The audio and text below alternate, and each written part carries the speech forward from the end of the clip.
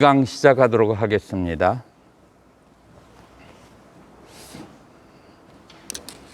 이제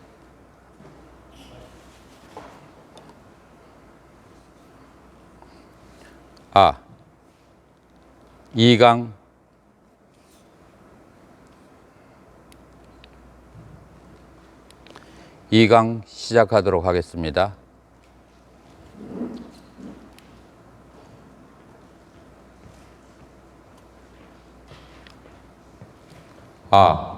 오케이. 2강 시작하도록 하겠습니다. 2강은 중간 학파의 이제 수행론인데요. 중간 학파라고 하는 것은 마디야마까, 그러니까 중도를 따르는 자, 그런 뜻이에요. 그 산스크리트 원어에서 중도를 따른다. 그러면은 무엇이 변견이고 무엇이 중도인가? 이 그 중간학을 설하신 최초의 분이 바로 누구냐 하면은 나가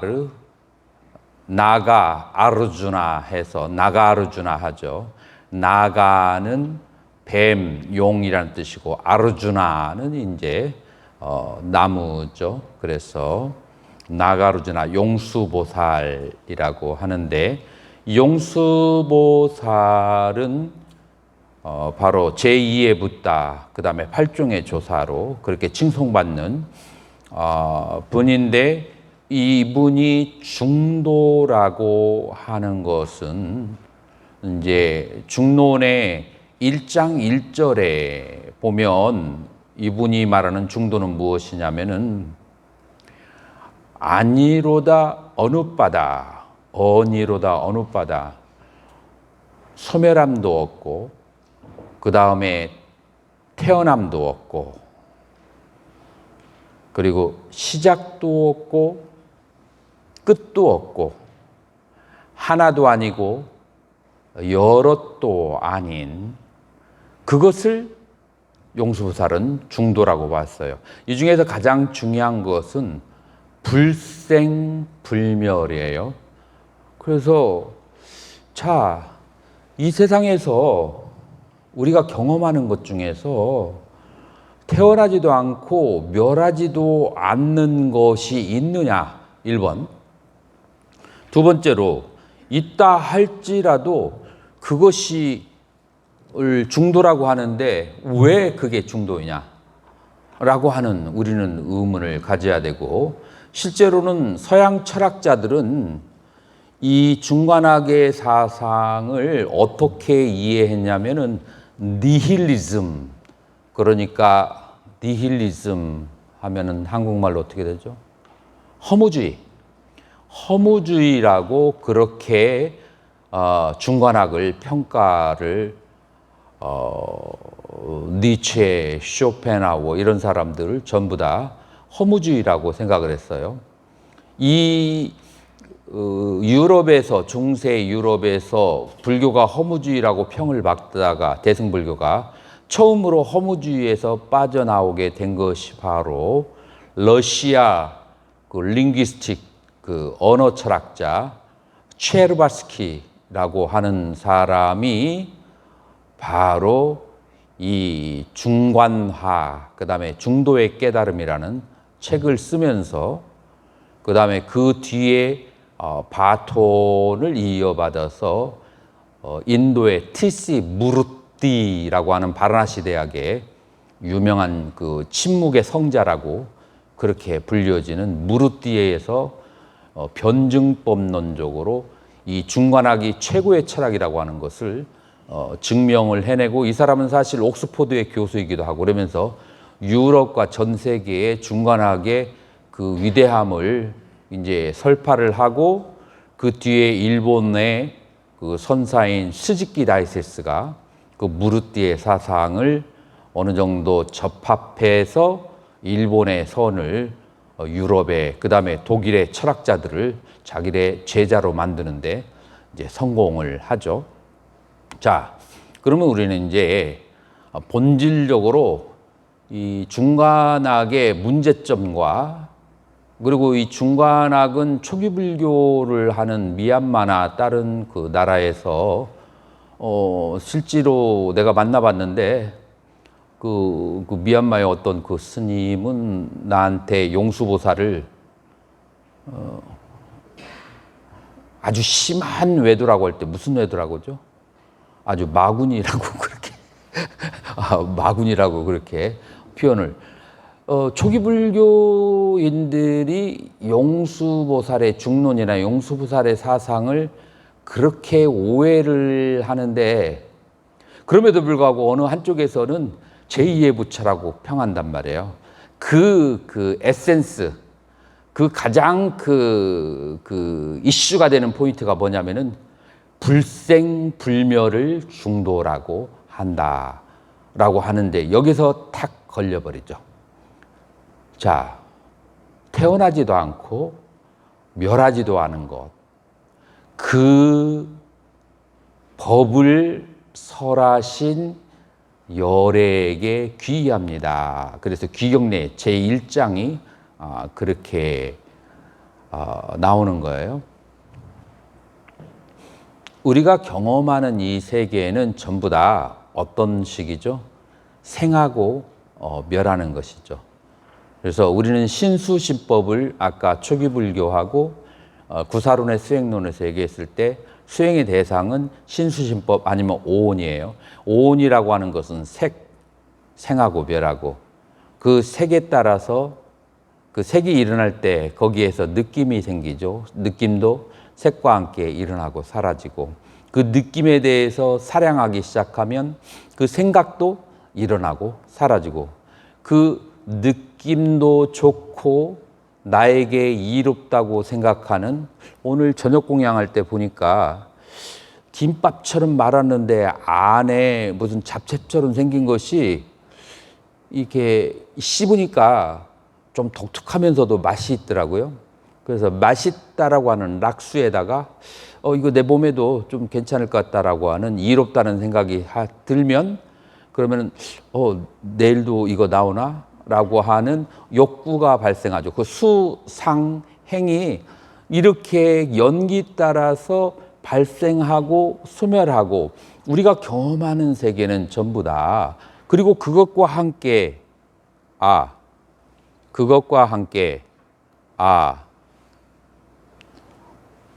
내가 보기에는 배터리가 나간 것 같아요.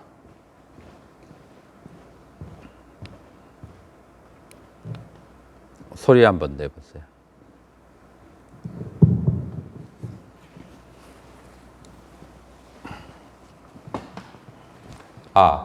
소리 들리시나요?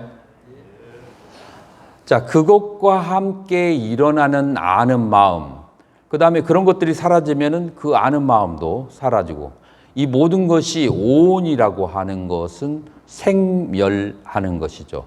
그리고 나는 오온을 떠나서 나라고 하는 것을 말할 수가 없어요. 자, 그래서 이 나라고 하는 것은 생멸하는 것이고 내가 경험하는 세계도 생멸하는 것이죠. 이거를 산스크리트어로 뭐라고 하느냐 하면은 산스크리트어로 삼스크르타 담마라고 해요.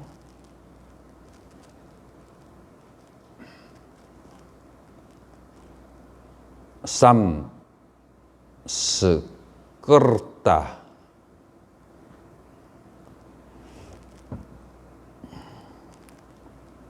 이거를 이제 한문회권에서는 유의법으로 그렇게 하는데 이거의 그 정확한 번역은 뭐냐면은 여러분들 빌딩 짓는데 지나다녀 본 적 있잖아요. 빌딩을 막 지어 올리는 거. 그래서 형성된, 만들어가는, 만들어진 이런 뜻이에요. 만들어지고 형성되어진 것은 전부 다 무엇인가? 삼스크르타 담마, 어니짜, 무상하다는 거예요. 무상하다는 것은 생멸이 있어요. 자, 우리가 경험하는 세계는 전부 다 생멸에 있어요. 자, 근데 우리가 출가해서 우리가 불교를 공부해서 수행해서 얻어지는 저 결과, 그 도착점이 우리가 생멸하는 곳을 원할까요? 우리가 원하는 곳은 어딜까요? 원하는 곳은 불생불멸이에요.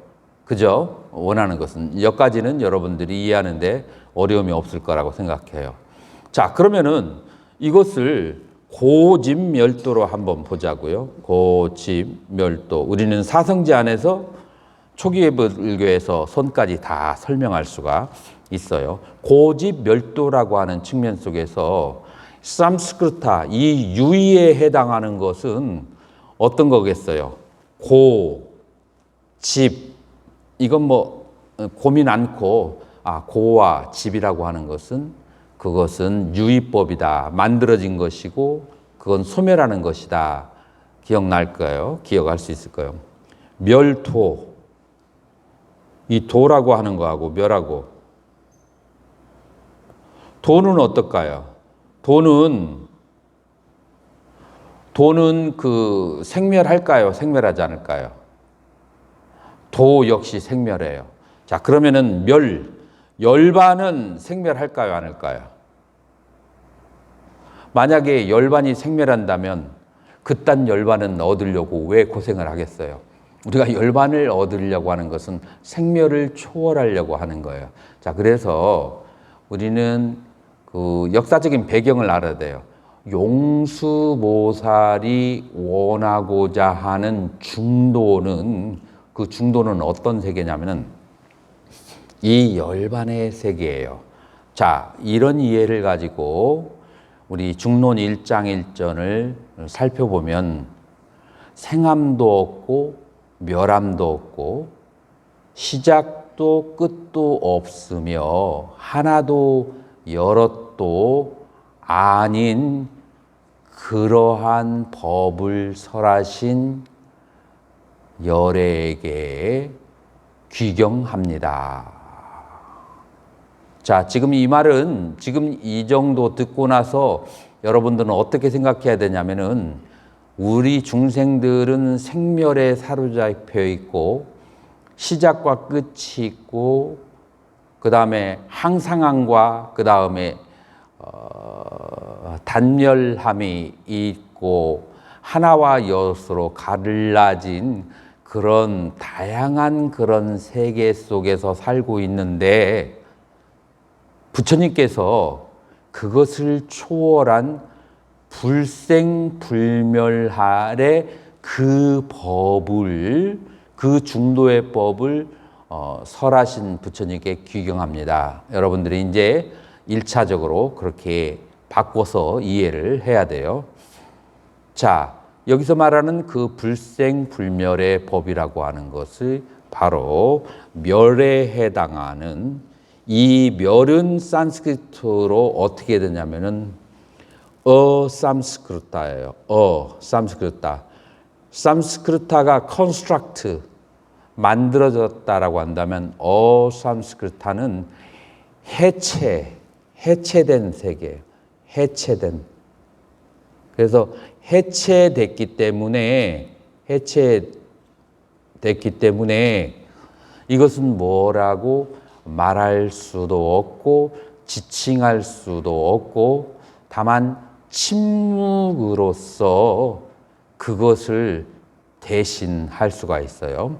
자, 여기 그 침묵으로, 그 다음에 언어로 표현할 수 없는 것. 자, 여기에서 선의 시작은 되는 거예요. 여러분들이 많이 들었던 불림문자, 교회 별전이라고 하는 말을 여러분들은 이런 역사적인 콘텍스트 안에서 이해해야 되지 자기의 상상으로 이해하면 안 돼요. 불림물자 교회별전이라고 하는 것은 지금 이 열반이라고 하는 것은 부처님도 초기 불교 속에서 살아생전에 열반이라고 하는 것을 긍정적인 언어로 표현을 하신 적이 없어요. 초기 경전을 여럿을 보더라도 혹시 생각나시는 분 있으면 야마카 숫다가 있고 그 다음에 까짜야나 숫다가 있고 몇 개의 그 초기 경전이 열반에 대해서 질문을 받는 장면이 나오는데 전부 다 부정적으로 대답하지 긍정적으로 열반은 무엇이다 라고 대답하지 않아요. 왜냐하면 열반은 해체된 상태예요. 해체라고 하는 것은 자 우리는 어떻게 만들어졌을까요? 지수화풍 4대가 뭉쳐져서 뭐가 만들어졌죠? 우리의 몸이 만들어졌어요.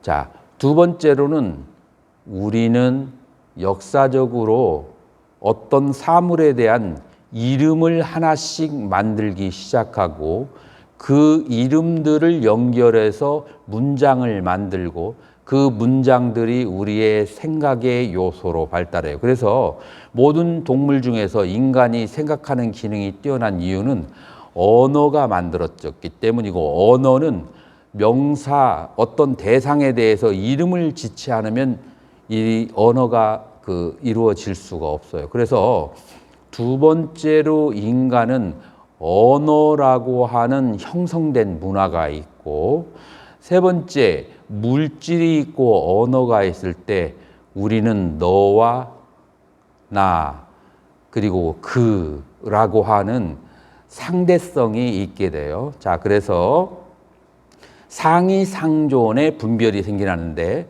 거기에 어머니와 아들, 그 다음에 자식과 그 다음에 어른, 그 다음에 친척, 남자와 여자 이런 상대적인 개념들이 생각해요. 자, 그래서 세 번째에 형성된 것은 상대적 개념, 길다 짧다, 크다 작다 이런 상대적 개념들이 형성돼요. 그런데 이 대상이 완전히 해체가 돼버렸는데 물질로서도 지칭할 수가 없고 이름으로도 지칭할 수가 없고 상대 대로서도 지칭할 수가 없어요. 그렇기 때문에 언어로 표현할 수가 없어. 어느 자리가 열반이라고 하는 자리, 그 자리가 열반이라고 하는 자리가 그 무엇으로도 지칭할 수가 없어. 그러기 때문에 불립물자 교회 불전인 것이지 부처님의 가르침 자체가 하열하고 낮아서 그래서 감히 그 자리를 가지 못한다. 그러는 것이 아니에요. 이제 그래서 우리는 중간이라고 하는 배경을 통해서 우리는 그 선이라고 하는 것을 바라봐야 되고 중론이 바로 선의 근본이 되는 텍스트 중에 하나가 되는 거예요. 그래서 다시 불생불멸로 돌아와서 왜 불생불멸을 중도라고 할까요? 왜냐하면 생은 극단이고 멸도 극단이에요. 우리가 12연기를 통해서 사람이 태어나는데 그 시작이 어디에서 오죠? 무명으로부터 무명을 조금 어려운 말이죠. 쉬운 말로 해서 misunderstanding, 오해로부터 사람은 이 시작이 발생되기 시작하고 하는 거예요. 그래서 무명이 멸하면 생이 멸하고 무명이 생하면 그러면은 12연기를 통해서 생이 존재하는 거예요. 자, 그래서 생은 무명에 의지한 것이기 때문에 무명의 극단이고 멸이라고 하는 것은 무명에 의지해서 죽음이 있는 것이기 때문에 그것도 또한 극단이에요. 그런 의미에서 보면 불생불멸의 열반의 상태가 중도다. 그래서 생멸 중도가 되는 거예요.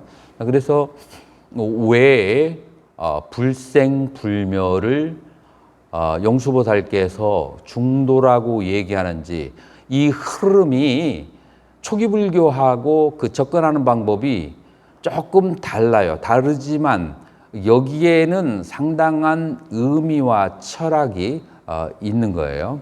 자, 그래서 첫 번째 우리는 불생불멸이라고 하는 그런 것을 이제 다뤘어요. 자, 그러면 이 중관의 사상이 경전으로 나와 있는 것은 팔천부, 그 다음에 팔천송, 그 다음에 이만송, 그 다음에 팔만송, 이렇게 크게 세 가지가 남아 있는데, 자, 금강경은 그러면은 이 팔만송 반야에서 어떠한 역할을 하는가? 그 팔만송 반야의 그 수없이 많은 그 경전 가운데서 어느 한 챕터를 따온 것이 금강경이고, 그럼 반야신경은 무엇이냐? 그 팔만 반야부의 핵심되는 내용만 골라놓은 것이 반야신경이에요. 그럼 반야신경에서 말하고자 하는 골자는 무엇이냐? 공가중이에요. 그러면 금강경에서 말하려고 하는 근본 핵심이 무엇인가? 공가중이에요. 자, 그래서 공가중, 그것을 다시 누구에 의해서 전수가 되었죠? 여러분들이 잘 알고 있는 천태지자대사에 의해서 공가중의 사상이 다시 발달을 했고, 이 공가중의 그 사상을 선종에서는 5조의 제자, 4조의 제자인가? 그 누가 기억나는 분이 있는가요? 기억나요? 나중에 찾아서 말씀드릴게요. 그 4조인가 5조의 제자가 한 분이 이 그 공가중의 사상으로 선종의 한 일파를 그렇게 일으켰죠. 자, 그래서 이제 우리는 공가중이라고 하는 것이 무엇인가? 금강경에서 그래서 제가 뭐 여러 가지 많은 것을 얘기한다 해도 여러분들에게 피곤함을 더해 주더라고요. 그래서 몇 개의 핵심적인 부분만 아주 섬세하게 잡아 들어가고 그러고 난 다음에 조금 일찍 끝내주는 거, 그것이 서로 윈윈하는 길이더라고요. 그래서 금강경의 그 몇몇 굉장히 난해한 구절을 한번 몇 개만 이제 그렇게 한번 본다면, 어떻게 글자가 저 뒤에 읽혀지시나요?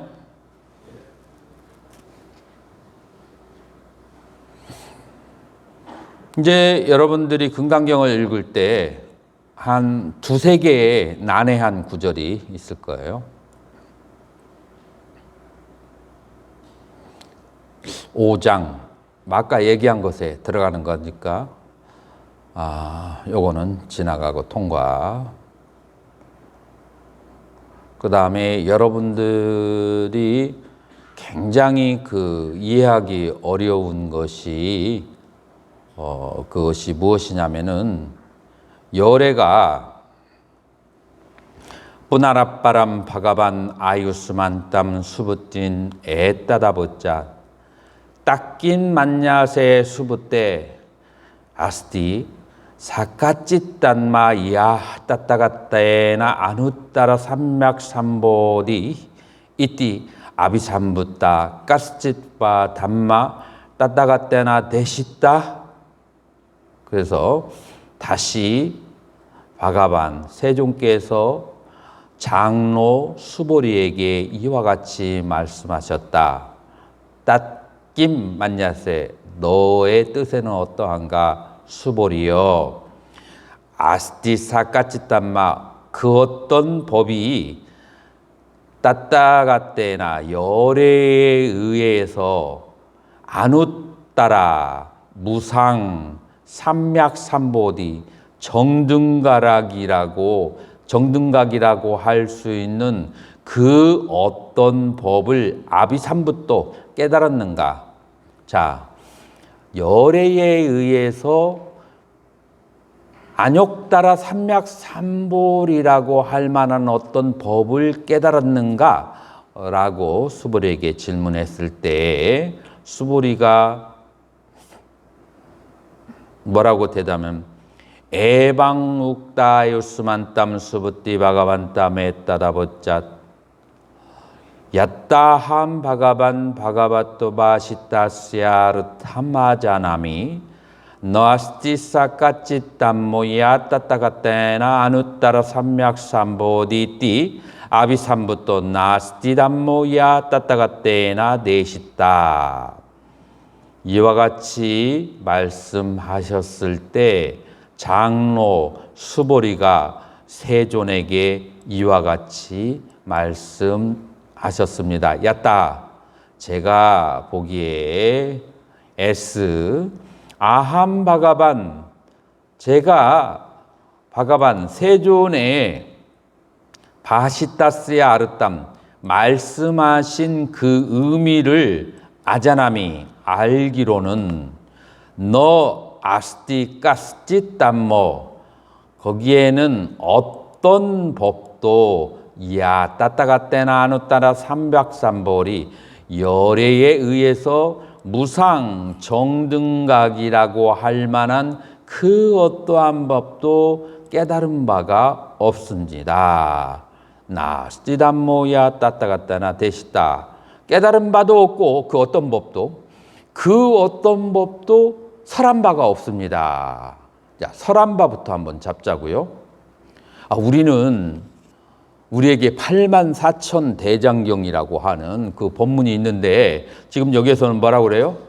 열애에 의해서 설한 어떤 법도 없습니다. 라고 얘기하는 거예요.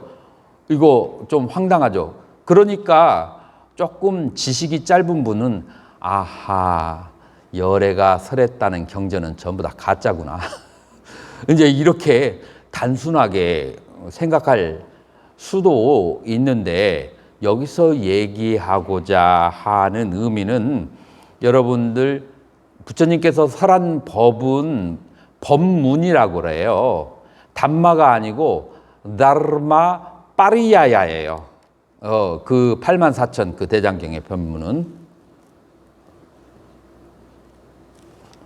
요거는 한글이라서 글을 쓸 수가 없어. 그래도 여러분들이 이건 중요한 단어니까 법문은 다르마가 아니고 산스크리트에서는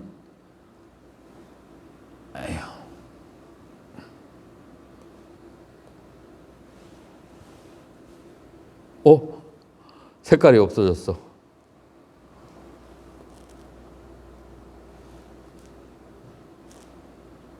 그리지 말라는 거였어. 글 쓰지 말라는 거야. 참. 다르마 빠르야야가 법문이에요. 지금 그러니까 여기에서 법문을 설한 바가 없습니다는 그런 법문이 아니에요. 그 부처님께서 설한 법. 여기서 말하는 것은 너아시 담모 법을 설한 바가 없다라고 하는 것은 이제 여러분들이 쉽게 아는 것이 법이 공하다라고 얘기하는 거예요. 법공이다.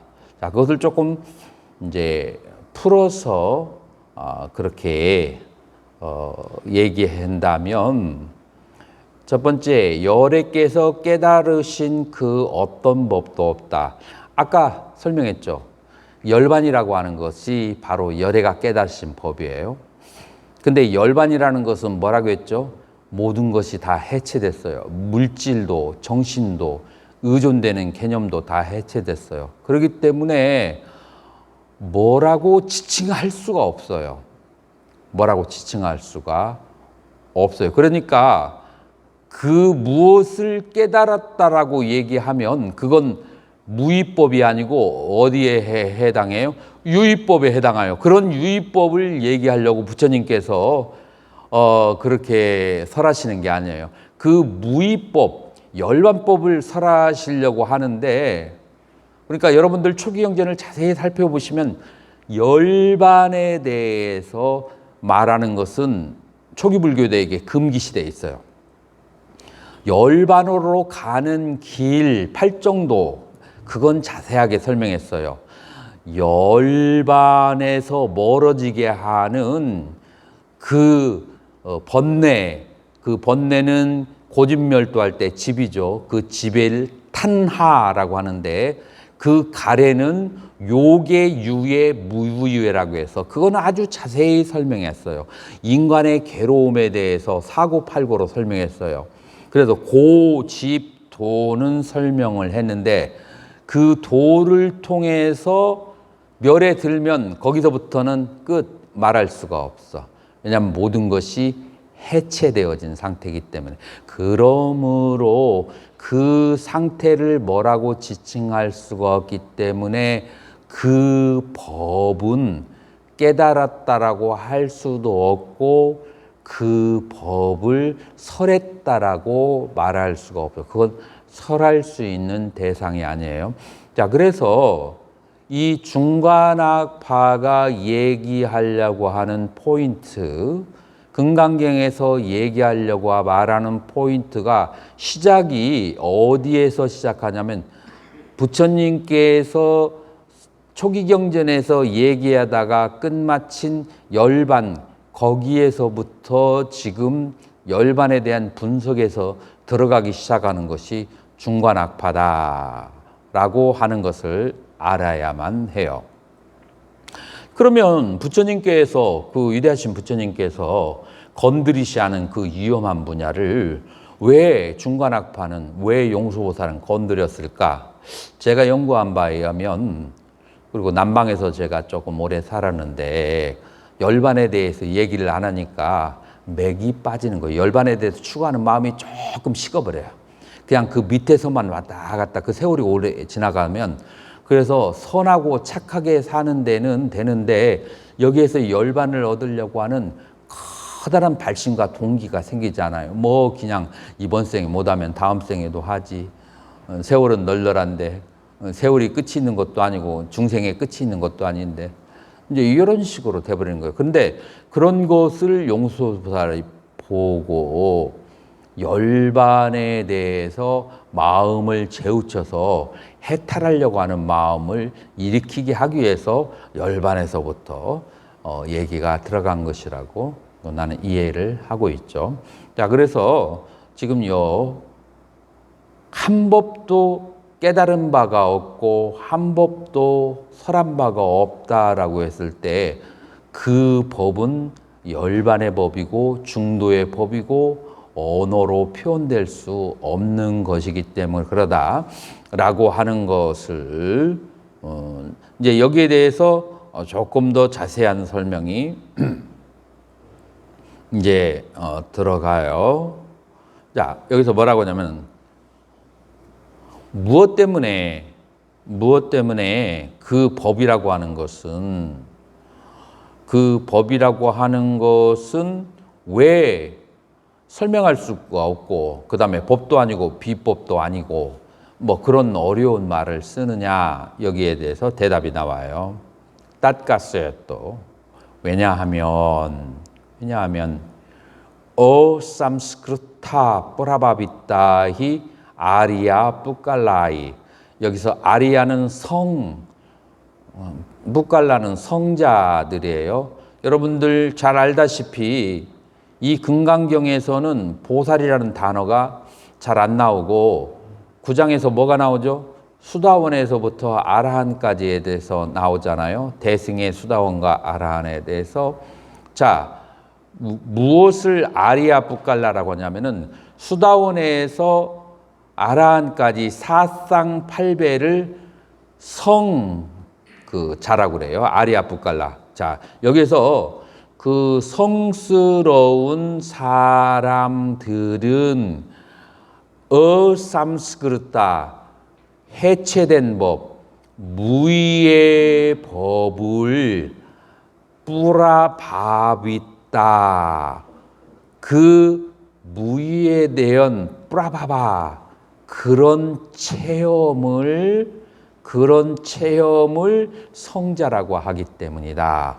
자, 그래서 여기서 성자가 되려면 무엇이 돼야 되냐면은 모든 형성된 것이 해체된 그 무의, 그 열반의 상태가 체험되어야만이 성자라고 할 수 있어요. 그렇기 때문에 그 상태에서는 이 뭐라고 할까 유무나 법과 비법이라고 하는 것이 있을 수가 이제 없다라고 이제 그렇게 얘기하죠. 자, 그래서 요게 이제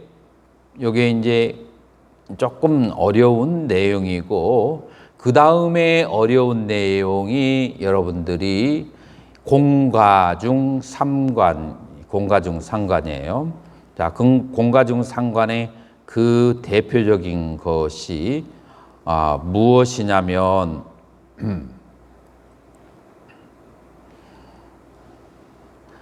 장엄, 불국토를 장엄한다라고 얘기하지만 그건 불국토 장엄이 아니기 때문에 불국토의 장엄이라 합니다. 여러분들 한번 경험했을 거예요. 뭐 이게 무슨 말이야? 라고 생각할 수 있을 거예요. 불국토 장엄이라고 하지만 불국토 장엄이 아니기 때문에 불국토 장엄이라 하느니라. 자, 또 이런 식으로 한 10개 이상은 금강경에 나올 거예요. 다른 거 혹시 생각나는 거 있어요? 지금 그런 패턴으로 설명한 거? 여기 태라고 하는 것도 몸이라고 하는 것은 몸이 아니기 때문에 몸이라고 합니다. 자, 지금 이런 것이 10개 이상 나와요. 여러분들 나중에 한번 방에 들어가서 한번 몇 개 나오는지 한번 세보세요. 자, 요거를 공가중 삼관이라고 얘기해요. 이걸 이제 성철 스님이 잘 활용하셨죠. 그건 뭐냐면은 산은 산이요, 물은 물이다. 1번. 두 번째, 산은 산이 아니고 물은 물이 아니다. 두 번째죠.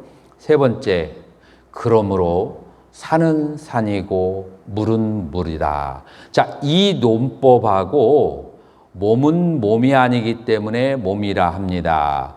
불국토 장엄은 불국토 장엄이 아니기 때문에 불국토 장엄이라 합니다. 이 논법이 비슷하다고 생각되지 않는가요? 같은 거예요. 자, 그러면 이제 가장 쉬운 예를 들어서 제 첫 번째로 산은 산이요, 물은 물이다 라고 하는 것은 무엇일까요? 여러분들 산이 보이고 물이 보이는 거, 유식 공부하신 분, 유식의 원어로 한번 얘기해 보세요. 나에게 산이 보이고 물이 보이는 이유가 뭘까요? 나의 알라야식, 나의 잠재의식에 와사나, 업습이 쌓여서 쌓인 업습이 투사되어서 산으로도 보이고 물로도 보인다라고 하는 거예요. 그래서 쉽게 얘기해서 이건 초기 경제는 마찬가지예요. 나에게 경험되는 세계는 크게 두 가지로 나눌 수 있는데 수카, 즐거움과 두카, 괴로운 환경이 나와요. 그래서 수카, 즐거운 환경은 무엇의 결과죠? 쿠살라, 선업의 결과이고, 그 다음에 두카, 괴로운 환경은 아쿠살라, 악업의 결과예요. 자, 그래서 나에게 보여지는 세계는, 나에게 경험되어지는 세계는 초기불교 유식에서 다 동일하게 뭐라고 해요? 나의 선업과 악업의 결과라고 하는 거예요. 자, 그래서 여기서 산은 산이요, 물은 물이라고 하는 것은 나의 업에 의해서 보여지는 세계를, 그 분파된 세계를 말하는 거예요. 그래서 만법으로 벌어진 거예요. 무엇에 의해서? 나의 업력에 의해서 만법으로 다 벌어졌어요. 내 나라가 있고 남의 나라가 있고 그 고약한 중국, 괘씸한 일본 그런 나라들도 있고 뭐 여러 가지 나의 업식에 의해서 여러 가지 세계들이 다 꼴사납게 보이고 분별돼 보이고 그다음에 내 주변 사람들도 조금씩 안 좋게 보이고 이 전부 다 업식에 비춰지는 그런 것들이죠. 그게 바로 산은 산이고 물은 물인 거예요. 근데 이건 현실이죠. 경험적인 세계고. 근데 우리가 추구하는 세계는 이 세계가 아니잖아요. 우리가 추구하는 세계는 어디냐면은 이 모든 분별과 시비와 생멸이 끊어진 열반의 정멸의 그런 세계예요. 그렇다고 해서 정멸이라고 하는 것이 어디에 따로 존재하는 것은 아니에요. 초기 불교에서는 그렇게 정멸과 윤회와 생사를 구분하지만 그러나 마음이 쉬워진 사람에게는 생사가 바로 열반이 되는 것이고 마음이 안 쉬워진 사람은 열반이 바로 생사가 되는 것이죠. 그래서 대승에서는 접근 방법이 조금 이제 다르죠. 자, 그런데 이 만법으로 분별지어진 세계에서 만법이 일어나기 이전 만법 귀일로 우리는 돌아가려고 하는 거예요. 자, 그러려면은 어떻게 해야 되냐면은 모든 인연이 해체된 상태로 돌아가야 되는데 그게 뭐라고 하느냐면은 공이라고 하는 거예요. 혹은 유식에서는 열애장 혹은 불성이라고 하는 그런 상태로 진여심 이 상태로 해탈 열반 능가경에서는 이 모두가 다 동의어라고 그렇게 나와요. 자, 그 세계로 가려고 해요. 가는 길은 이제 종파마다 각각 다르지만 그 세계를 바라봐야 돼요. 자, 이 만법으로 분별되어진 세계는 무엇이 핵심이죠? 탐진치죠. 탐진치예요.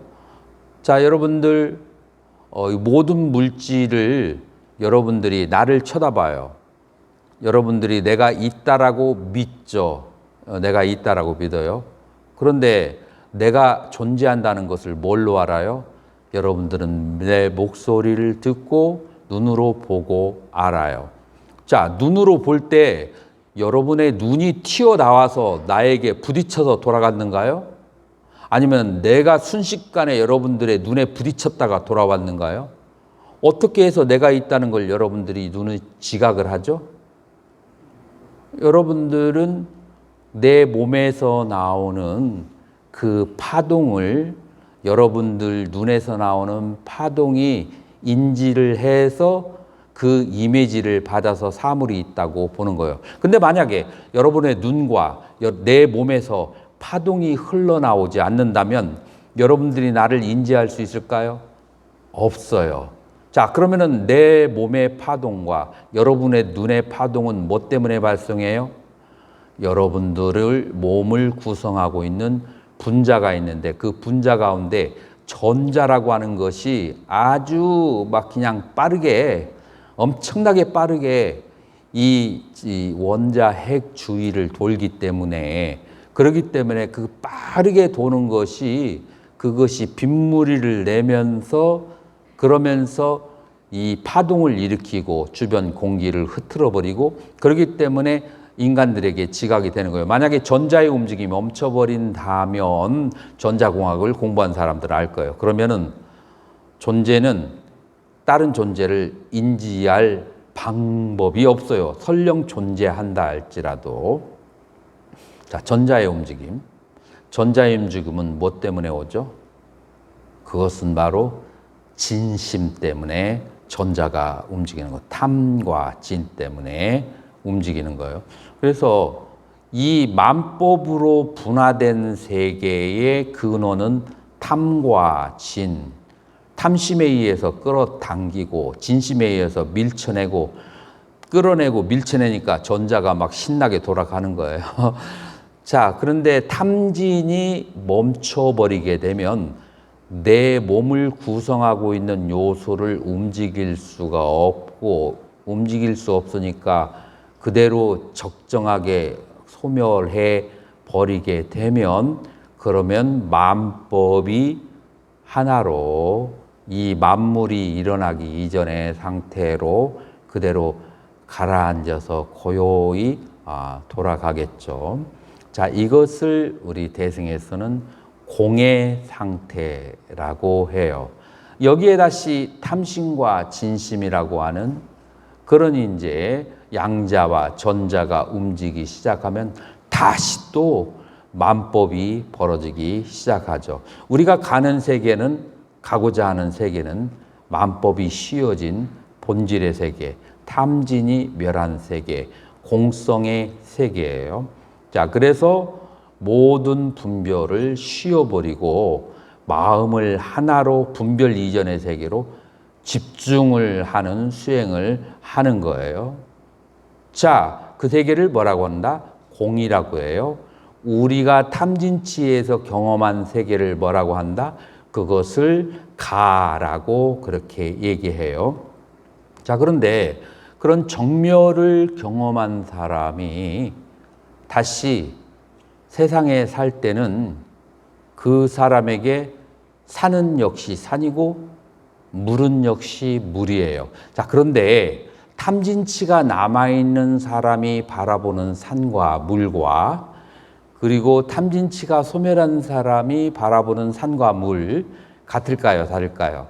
예를 다른 걸로 들어볼게요. 제가 남방에서 오래 살면서 점심 공양이 끝나면 꼭 아이스크림, 바닐라 아이스크림이 나와요. 그래서 음식이 잘 안 맞으니까 영양가를 아이스크림으로 듬뿍 이렇게 또 먹게 이제 되죠. 자, 그런데 나중에 아이스크림 배고플 때 먹으면, 더운 날씨에 먹으면 얼마나 좋아요. 그렇게 좋을 수가 없죠. 나중에 이걸 알게 됐어요. 아이스크림이 나를 비만으로 이끈다는 것을 나중에 자각을 했어요. 그러고 난 다음에 아이스크림을 쳐다보니까 저것 때문에 내가 이렇게 몸이 형편없이 됐구나라고 아이스크림이 미워지더라고요. 자, 그래서 아이스크림에 대한 탐심과 진심이 없는 상태의 아이스크림을 바라보는 거하고 아이스크림을 좋아하는 마음에서 목마를 때 아이스크림을 바라보는 마음하고 차이가 있죠. 그게 바로 1단계의 탐심이 남아있는 산과 물이고 그 다음에 아이스크림을 좋아하지 않는 마음에서 바라보는 세계가 산과 물은 바로 탐진이 소멸한 다음에 그것은 똑같은 산과 물이지만 의미 체계가 완전히 달라지게 돼요. 마치 무엇과 같으냐면은 아주 우리나라에서 제일 예쁜 배우가 탐심이 남아있는 상태에서 옆을 지나가는 거와 탐심이 소멸한 상태에서 옆을 지나가는 거와 내 마음의 움직임이 다른 거와 같겠죠. 자, 그래서 이제 요거를 공가중이라고 하는데 이 금강경에서는 뭐라고 그렇게 얘기하느냐면은 세존의 몸은 큽니다. 왜냐하면 몸이라고 하는 것은 몸이 아니기 때문에 그러기 때문에 몸이 크다라고 말했습니다. 지금 이제 이렇게 얘기하는 거거든요. 자, 몸이 크다. 일반적인 얘기예요. 세존의 몸이 크다. 자, 그런데 세존이라고 하는 것은 크고 작고를 초월했기 때문에 그래서 몸이 아니다. 그러기 때문에 짐짓 우리는 세존을 몸이라고 합니다.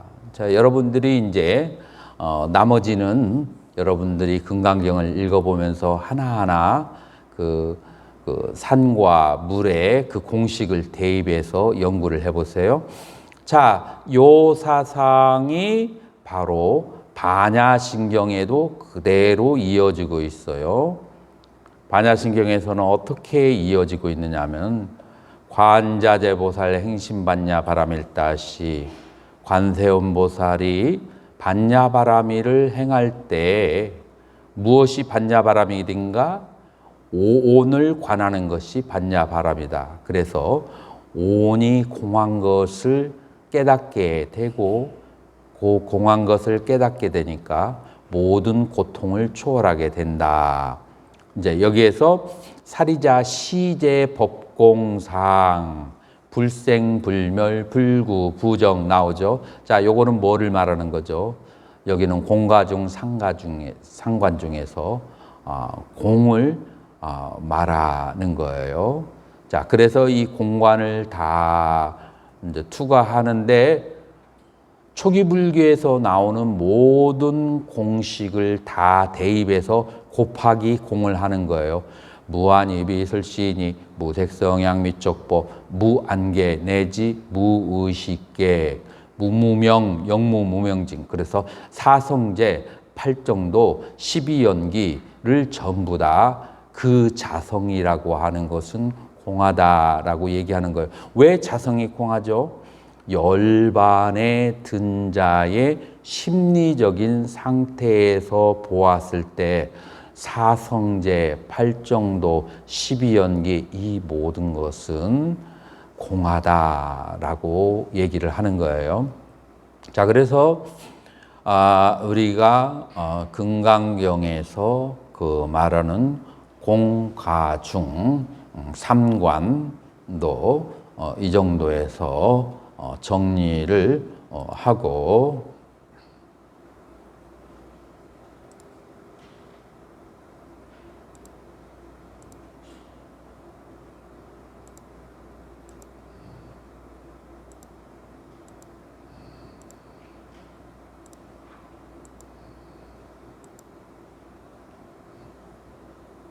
자, 산야에 대해서 이제 아까 1교시에서 제가 말씀드렸죠. 산야, 이 생각이라고 하는 것은 금강경에서 또 중요한 주제가 뭐죠? 뭐 산야척파라고 하죠. 그래서 모든 산야를 다 버리도록 그렇게 얘기하고 있어요. 자, 그래서 대승경전과 금강경과 선종에서는 무엇을 말하냐면은 무분별. 그래서 생각은 그 수행의 적이다라고 하는 것을 얘기하고 있어요. 그러나 초기불교에서 보면은 산야에는 쿠살라, 좋은 산야가 있고 아쿠살라, 나쁜 산야가 있어서 좋은 산야는 개발을 시키고 나쁜 산야는 그것은 버려라. 이게 이제 초기불교의 자세예요. 자, 그렇다라고 한다면 도대체 무엇이 옳은가? 초기불교가 옳은가? 혹은 대승이나 선종이 옳은가? 아니면은 양쪽 다 옳은가? 라는 질문이 들었을 때 저는 이제 제가 지금까지 연구해 본 바에 의하면 양쪽 다 옳다라고 그렇게 표현하고 싶어요. 자, 그런데 언제 산자가 필요하고 언제는 산야가 필요하지 않은가? 우리가 사선사정과 멸진정이라고 하는 그런 관점에서 산야의 용도를 한번 생각해 볼 필요가 있어요.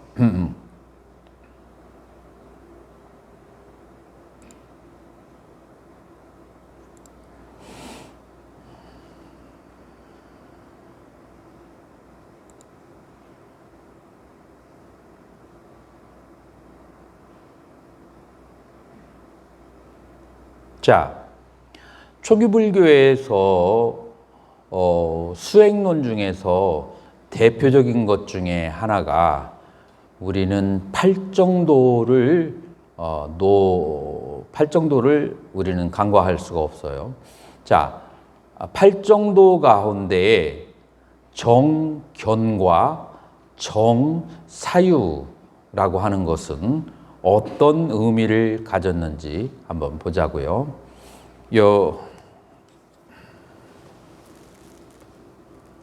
이제 나오네.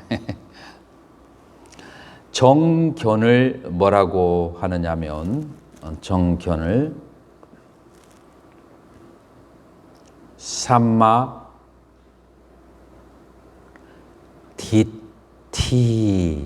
디티라고 그렇게 말해요. 디티는 이제 일견이라는 그런 뜻이에요. 디티라고 하는 것은 이제 일견인데 쉽게 여기에서 우리가 여 중간에 코끼리가 한 마리가 있다고 상상을 해보세요. 그리고 우리는 360도로 돌아서 360명이 쳐다보고 있다고 해요.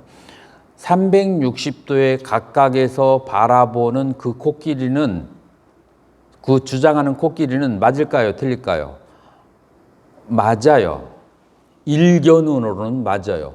그런데 만약에 이 사람이 내가 본 이것만이 코끼리다 라고 주장을 하게 되면 이 견해는 맞지가 않게 되죠. 왜냐하면 다른 쪽에서 바라보면 다르게 보이거든요. 자, 그래서 뒷띠라고 하는 것은 무엇이냐면은 한쪽에서 바라본 견해예요. 삼마라고 하는 것은 바른이기도 하지만 이거 의미의 본래 의미는 뭐냐면은 온전한 그런 뜻이에요. 온전한 견해예요. 온전한 견해라고 하는 것은 두루두루 여러 각도에서 보이는 모든 것을 다 인정한 그러는 견해. 그래서 하나의 견해만 빠지지 않는 것이 삼마디띠라고 그렇게 해요. 자, 초기 불교에서는 정견이라고 하는 것, 그 다음에 중간에서도 정견이라고 하는 것을 굉장히 중요시 여겨져요. 자, 초기 불교의 말로는 정견이라고 하는 것은 무엇인가? 이제 우리는 그 정견을 속죄의 정견과 진죄의 정견 두 가지로 그렇게 해서 나눠서 볼 수 있는데, 초기 불교에서 속죄의 그 정견이는 무엇이냐면 바로 사성제와 연기예요. 자, 사성제는 바로 연기를 말하고 있는 거죠. 자, 연기를 간단하게 말하면 무엇을 연기라고 하는가? 내가 지금 경험하고 있는 행복과 불행에 모두 원인이 있다라고 하는 것이 연기예요. 보통 두 가지 다른 길로 세려고 해요. 내가 지금 불행할 때, 아유, 내가 재수가 없어서 그래서 재수 탓으로 돌리려고 해요. 업으로 생각하지 않고. 그 다음에 이제 신을 믿는 사람들은 이것이 다 신의 뜻이다라고 신한테 탓을 돌려버려요. 우리 불교는 무슨 논자라고 그래요? 자, 재수 탓으로 돌리는 것을 우리는 무슨 논이라고 하냐면 우연론자라고 그래요. 그 다음에 두 번째로 신의 탓으로 돌리는 사람들 숙명론자라고 그래요. 그 다음에 우리 불교는 무슨 논이죠? 인과 연으로 이루어졌다. 그래서 인연론자라고 그래요. 그래서 모든 사물이 인과 연에 의해서 이루어졌지 그냥 저절로 이루어지는 것은 없다라고 생각해서 내가 만약에 다른 스님에 비해서 혹은 다른 사람에 비해서 소유물이 적으면 아하, 내 복에 비해서 이것이 최선이다 라고 자족을 하게 돼요. 누구에게? 인연론자는.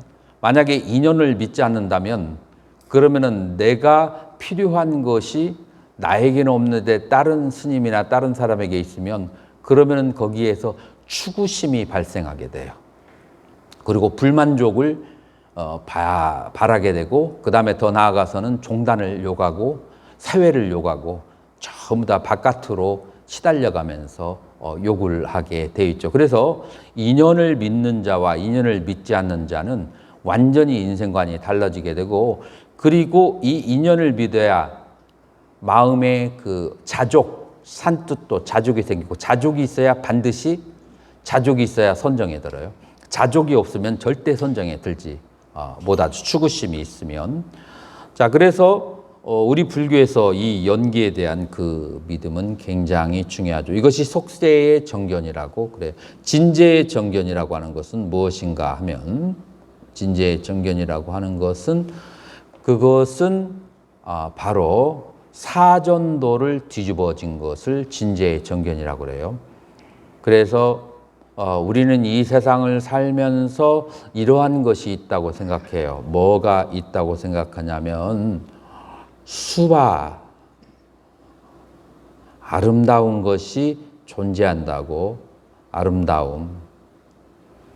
그 다음에 두 번째로는 뭐냐면은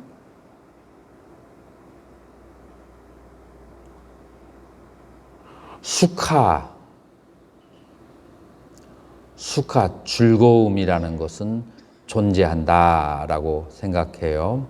그 다음에 아따, 자아가 존재한다고 그렇게 생각을 하고 어떤 사람은 니자, 영원한 것이 존재한다고 생각해요. 요 네 가지를 사견이라고 그렇게 얘기를 해요. 그래서 이 세상에 아름답다라고 눈이 삐어서 우리 불교에서는 눈이 삐어서 착각을 하는 거고 자기의 업습에 의해서 착각을 하는 거고 즐겁다라고 어리석음에 도취돼서 즐겁다고 착각을 하는 거예요. 경전에서 뭐라고 얘기했냐면 이 즐거움을 뭐라고 비유하냐면 문둥병자가 손과 발이 너무나 간지러워요. 너무나 간지러워서 그거를 유리병으로 북북 긁어가지고 손톱이 떨어져 나가는 것을 그 긁을 때 시원하잖아요. 그걸 즐거움이라고 착각한다. 라고 그렇게 비유를 해요. 경전에서. 그러니까 뭐냐면 그 문둥병자는 괴로움이 있어요. 그 괴로움이 잠깐 멈춰진 것을 즐거움이라고 착각하는 거예요. 그러니까 즐거움이 아니라 괴로움의 잠깐 쉼이에요. 이제 그래서 이것을 도표로 그려보면, 어디까지 갔어? 도표로 그려보면 이렇게 볼 수가 있어요. 플러스 90, 마이너스 90 이렇게 봐서 지금 현재 내 상태가 마이너스 90이었다가 긁어서 제로로 갔어요. 그러면은 착시 현상이 일어나요. 어떤 플러스 90이라고 하는 착시 현상. 마이너스 90에서 제로로 갔는데 왜냐하면 90이라고 하는 격차가 있잖아요. 90이라는 그 격차를 즐거움이라고 착각하는 거예요. 이 경량부나 아니면은 설일체유, 그 다음에 그 유식, 이 전부 다 이 즐거움이라고 하는 것은 환이라고 그렇게 중간학파에서도 그렇게 얘기를 해요. 이제 4대 학파가 전부 다 환이라고 얘기하는 거예요. 그럼에도 불구하고 우리는 아닌데, 내가 아는 불교가 아닌데 그거는 뭔가 학자들이 잘못 해석했을까 하고 이것을 인정하고 싶지 않을 정도로 우리는 뭐에 도취됐어요? 바로 아름다움과 즐거움과 자아와 영원함에 도취되어 있다라고 하는 거예요. 그래서 이 정견이라고 하는 것이 이제 바로 아름다움은 존재하지 않고 부정함만 존재하고 즐거움을 얻고 바로 괴로움만 있고 자아는 없고 무아이고 영원한 것은 없고 무상하다. 부정, 고, 무아, 무상이 그것이 정견이고 이것에 반대되는 것이 바로 사견이다 라고 하는 것이 부처님의 이제 전체의 경전 속에서 화엄경에 이르기까지의 모든 가르침이에요. 자, 우리의 상식은 이걸 인정하고 싶을까요? 인정하고 싶지 않아요. 자, 이럴 때 뭐가 필요해요? 우리는 부처님의 경전과 조사들에게 어록에 대한 아주 상세한 읽음과 이해와 사유, 사유를 거듭거듭하는 것이 필요해요. 이럴 때 산야가 필요해요. 이런 이제 부처님의 가르침을 이해하는 데 있어서 이제 그렇게 깊이 사유하고 그 다음에 일상생활 속에서 우리가 경험하는 즐거움과 아름다움을 아주 섬세한 마음으로 자세히 관찰하면 우리는 이 가르침이 진실하다는 것을 동의하게 되는 거죠. 아마 지금 여러분들 중에 과반수 이상은 그럴 거예요. 뭐 이 정도까지는 나는 인정한다.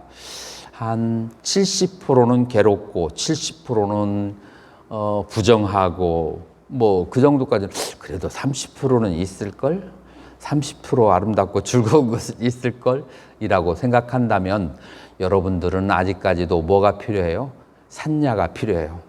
사유를 많이 하고 그 다음에 경전을 많이 봐서 왜 부처님이 이런 말씀을 하셨을까? 모든 경전 속에서 라고 해야 돼요. 이럴 때는 산야가 필요해요. 자, 어떨 때 산야는 적이 되느냐? 어떨 때 산야는 절대 존재해서는 안 되느냐? 3선 이상부터는 산야를 멈추어 나가야 돼요. 3선 이상부터는 이거 뭐 찾으려면은 뭐 저기 하니까 그냥 글로 써서 하도록 하죠. 여러분들이 뭐 처음 듣는 분도 있을 거예요. 초선에 들어가려면 제가 초기 불교만 가는 게 아니에요. 초선의 상태에서 십지경의 4장에서 우리 내일 공부하게 될 거예요. 4장에서 초선에 들어가는 심리 상태에 대해서 십지경에서도 자세히 설명을 해요. 자, 이때의 심리적인 상태는 초선에 뭐가 있어야 되냐면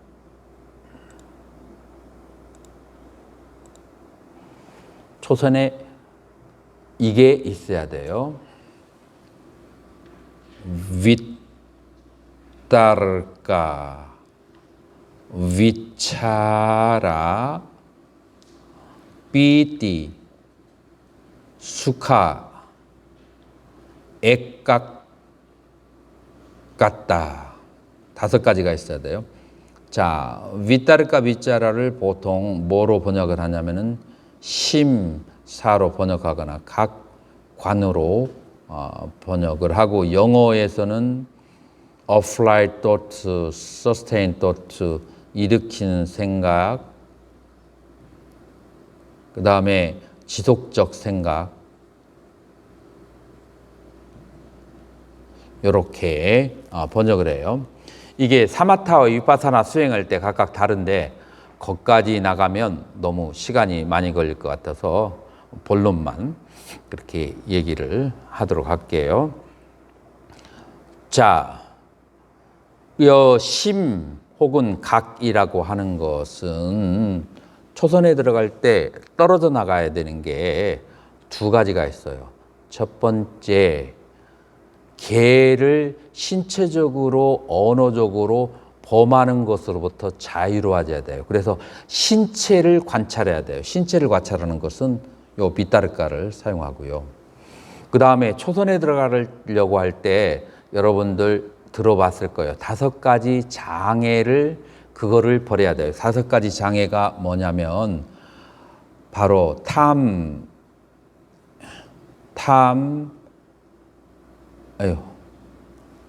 5가지 장애가 탐, 진, 들뜸, 혼침, 의심. 요 5가지가 있으면 선정에 들지를 못해요. 자, 여기에서 이런 것들도 좀 자세히 알아야 되는데 여기서 색계와 무색계에 대한 탐심은 허용돼요.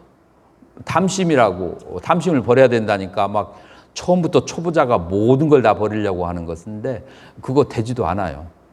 색계, 무색계한 탐심은 놔두고 어디에 대한 탐심이냐면은 욕, 육계에 대한 탐심. 육계의 탐심은 뭐냐면은 5가지 감각기관의 대상으로서 즐기려고 하는 것, 그것에 대한 탐심을 버려야 되고, 그 다음에 진심은 마음속에 있는 원한심, 분노, 그 다음에 들뜸이라고 하는 것은 마음속에, 잠재의식 속에 뭔가를 구하고 원하고 싶은 마음이 있을 때 들뜸이 생기거나 뭔가 환경이 불만족이 있을 때 들뜸이 생겨요. 자, 그래서 탐진 2가지가 들뜸을 일으키게 하는데 원인이 되게 되죠. 근데 이 들뜸을 가라앉히는데 아까 얘기했죠. 지족.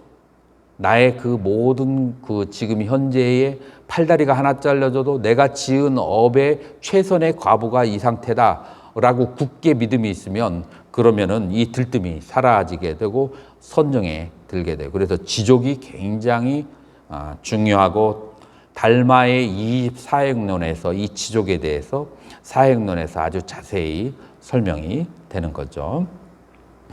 그 다음에 혼침은 정신적으로 목표가 없거나 신체적으로 너무 과도한 그런 이제 무리하게 했을 때 정신적으로 신체적으로 혼침, 티나 미타가 이제 오게 되는 것이고, 의심이라고 하는 것은 바로 연기에 대한 의심, 불법성 삼보에 대한 의심 등이죠. 이런 것들이 이제 다스려져야 되는데 이거는 전부 다 외면적이에요, 내면적이에요? 내면적이죠. 그래서 이 내면을 관찰하는데 빗자라, 사 혹은 관이라고 하는 이것이 필요하게 돼요. 자, 이것은 산야에 속할까요? 안 할까요? 이건 산야예요. 그래서 이 산야는 초선에 들어가는 데 있어서 외면적인 형태와 계율의 형태와 그 다음에 내면적인 그 심적 본내를 관찰하고 분석하는데 이 산야가 필요해요. 자, 그렇지만 초선에 이미 들어가게 되면 이선으로 갈 때는 요거를 버려야 돼요. 그때까지도 이 심사, 각관이라고 하는 것을 가지고 있으면 더 이상 앞으로 선정에 들어가지 못하게 되는 거죠. 그런데 아직까지 정신적인 분별 요소가 있을까요? 없을까요? 있어요. 여기에 있어요. 삐띠를 희라고 하고 수카를 낙이라고 하고 그 다음에 애가 같다는 일념 집중이라고 그래요. 명상 대상에 대해서 일념 집중하는데 이 기쁨이라고 하는 것은 정신적인 요소를 가지고 있어요. 락은 이제 신체적인 즐거움이고 그 주석서에서 BT를 뭐라고 해석하냐면 굉장히 목이 마른 사람이 사막에서 갑자기 오아시스를 보았을 때 막 환희심이 나고 기쁘면 그것을 BT히라고 그래요. 근데 실제로 오아시스에 가서 목욕도 하고 물을 먹으면 뭐라고 그래요? 락이라고 해요. 자, 이 차이점이 분명히 드러나죠.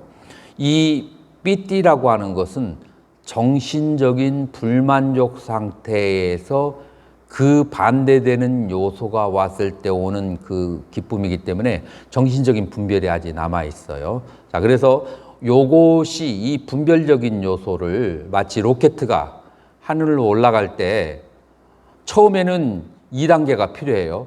그러나 어느 대기권에 접어들면 2단계는 버려야 돼요. 마찬가지로 이 BT는 초선에 들어가기 위해서는 필요한데 2선에서 3선으로 들어갈 때는 그거는 버려야 되는 그런 상태예요. 그래서 요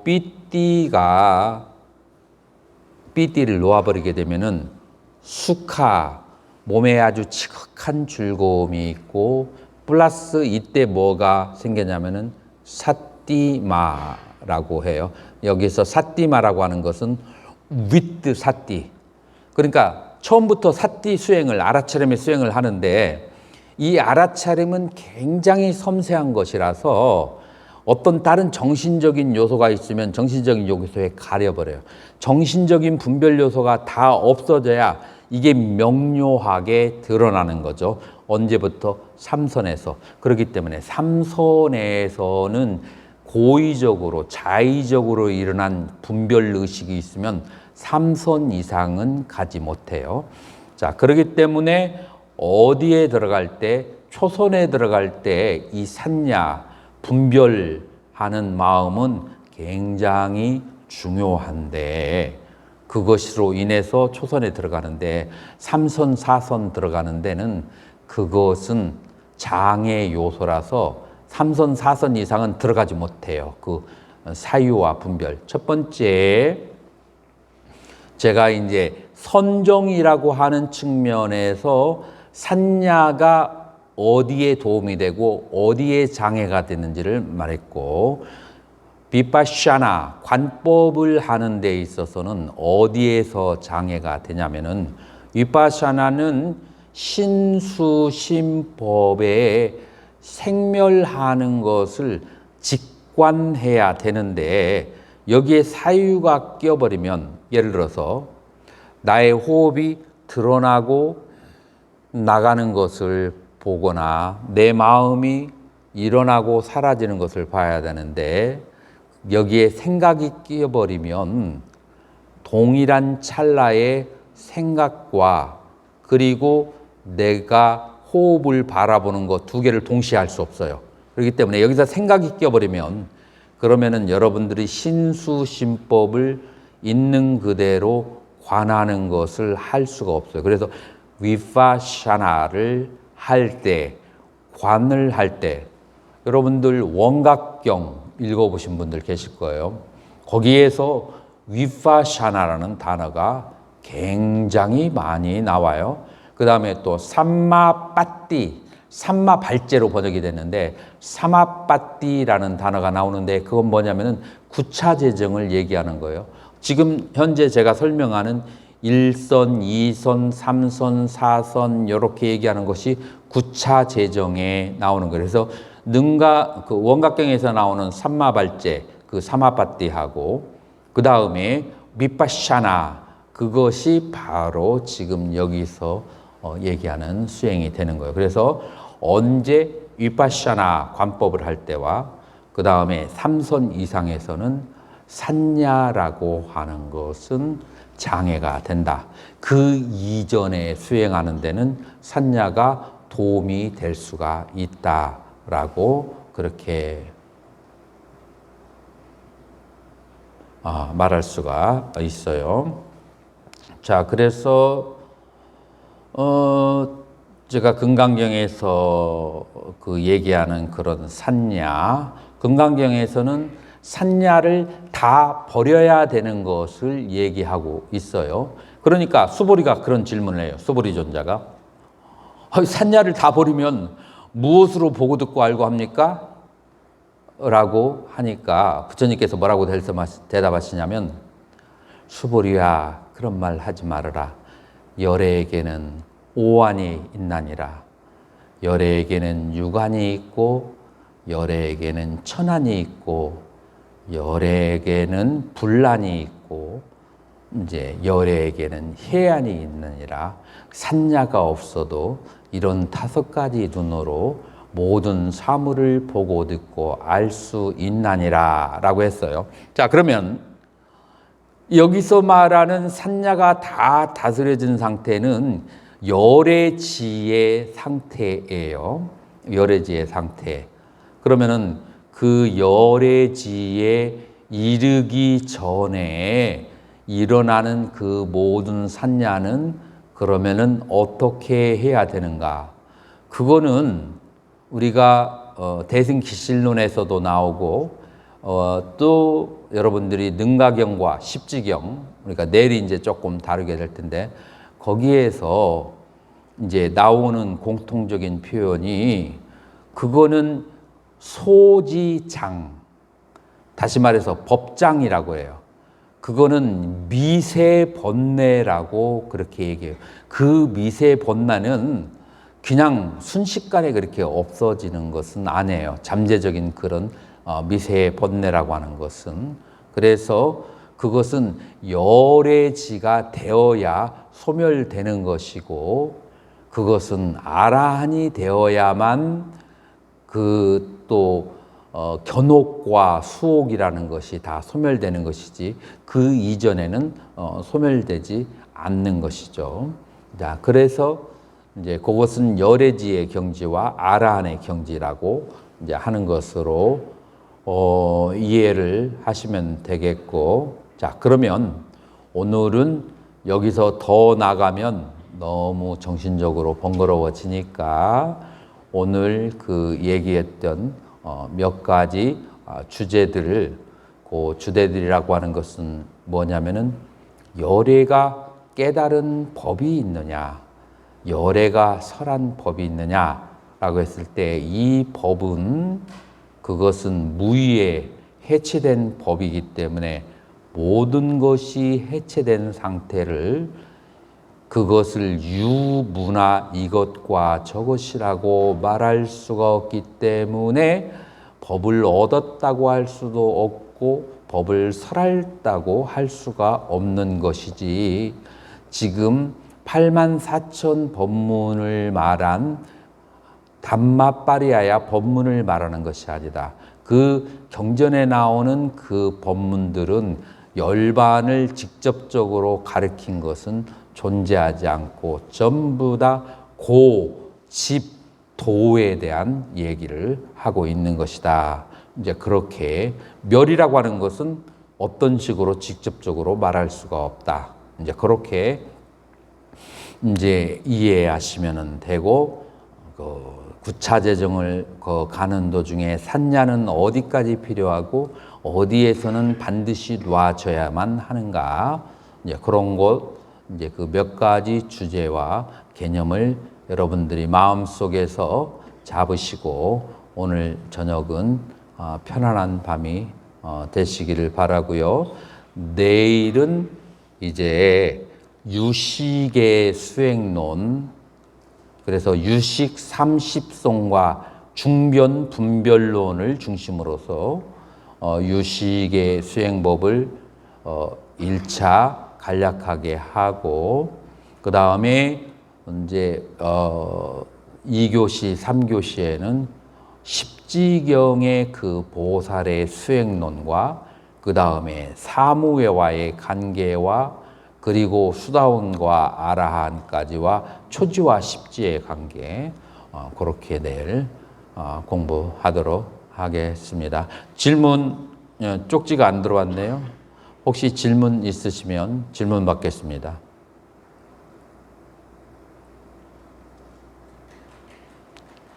오늘 그 비가 오고 바깥에서 여러분들이 방에 안 들어가고 좀 있으셔가지고 살짝 냉기나 감기 기운이 있을 수 있는데, 그럴 수 있는데 제가 인도에서 가져온 그 히말라야 제품에 뚫시라고 하는 생약 감기약이 있어요.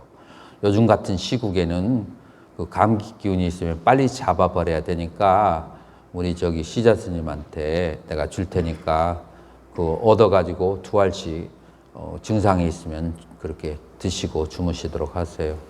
자, 이걸로 마치도록 하겠습니다.